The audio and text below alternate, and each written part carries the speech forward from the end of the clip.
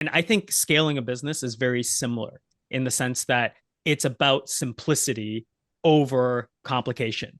I think it was Da Vinci that had a quote like simplicity is the ultimate sophistication. Meaning if you know the topic very well, you can easily in one or two sentences boil it down to the nuts and bolts, right? If you don't know Mm. the topic very well, you can talk about all sorts of different aspects without actually hitting the key root of the issue. And so for us, it's a big work in progress because it's the same idea, right? What got you to call it six figures in the early days is certainly not what gets you to seven figures to a couple million Right. dollars.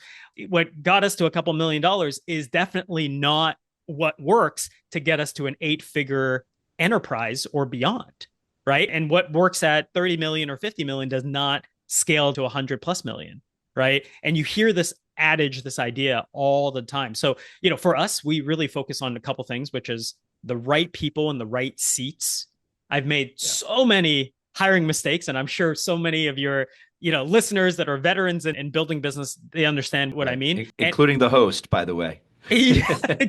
Yeah. right people, right seats. And even more important to that is like, I would have thought this was super boring, like in the very beginning, but I've really, really understood in the last little while the importance of hiring for culture, like culture fit and core values over just having massive talent, over having a team of just lone wolves that are amazing, that have like a bazooka level of execution Yeah. and can do amazing things.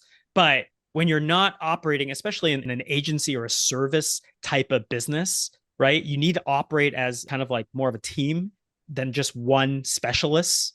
And so that's been a big learning for us as well. We've made tons of mistakes in hiring, but a lot of times that's correlated to the core values and the culture fit. How clear are you in those aspects?